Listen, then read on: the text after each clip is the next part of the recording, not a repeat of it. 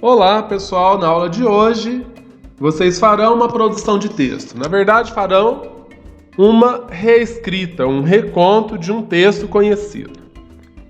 Vocês tiveram a oportunidade de conhecer um conto de adivinhação, Três Mercadorias Muito Estranhas, fazer uma interpretação desse conto, ler esse conto várias vezes, conhecer um pouco sobre os elementos da narrativa, sobre a estrutura da narrativa, certo?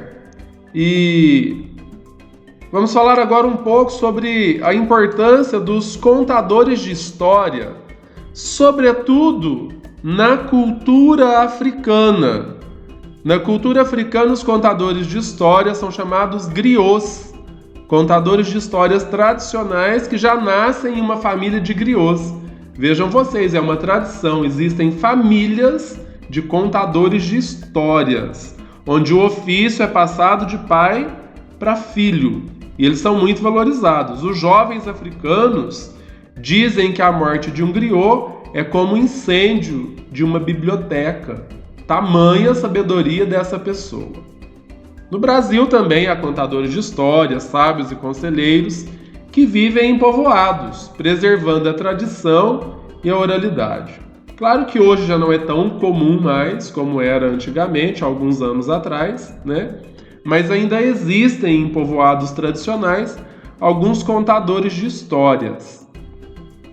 Então vocês farão um reconto de um conto africano, um outro conto africano, que terão a oportunidade de conhecer nessa aula, um conto de Rogério Andrade Barbosa, As Três Moedas de Ouro. O professor vai ler a história para vocês. Depois vocês vão pesquisar no dicionário as palavras desconhecidas ou as palavras que vocês tiveram pouco contato ou pouca compreensão. Pesquisar no dicionário é uma atividade que amplia o seu vocabulário, isso é muito importante. Você vai procurar compreender bem a história, ouvindo e relendo quantas vezes achar necessário, certo?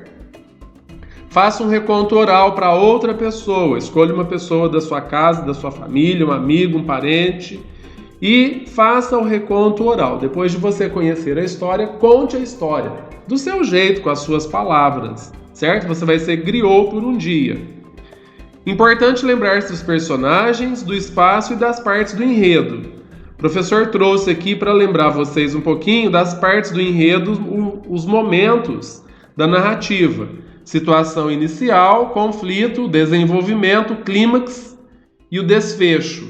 Lembrando que na situação inicial é apresentado os personagens, mostra o tempo e o espaço em que estão inseridos. Isso logo na introdução do conto. Depois, o conflito, né? O conflito é um acontecimento que modifica a situação inicial dos personagens e vai exigir alguma ação. O desenvolvimento. O autor conta o que os personagens fizeram para tentar solucionar o conflito. O clímax é o ponto alto da narrativa, né? O ponto de maior tensão, de maior emoção. Lembra que nós falamos? É uma espécie de encruzilhada literária que vai exigir alguma coisa, uma decisão, desfecho, uma solução. E o desfecho, que é a solução para o conflito que foi apresentado anteriormente. Ok? O professor vai ler com vocês, então, o conto.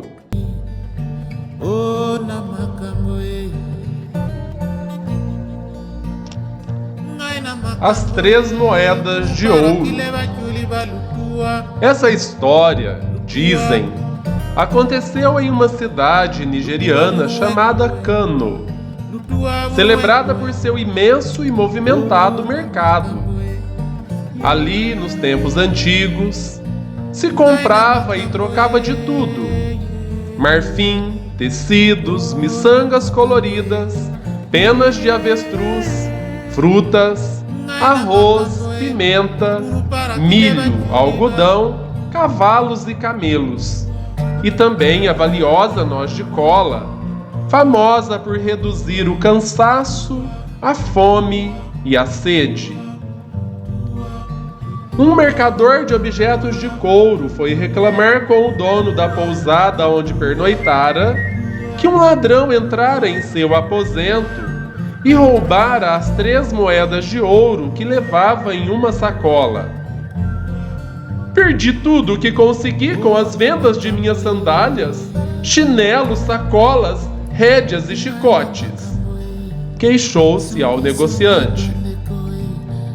O homem, irritado com a grave ofensa ao visitante, respondeu: pode deixar, que hoje mesmo terá seu dinheiro de volta. Ao final do dia, após as orações, o dono da pousada regressou à sua casa com uma engenhosa solução. Ele pegou um frasco de perfume e despejou todo o conteúdo nos pelos de um burro.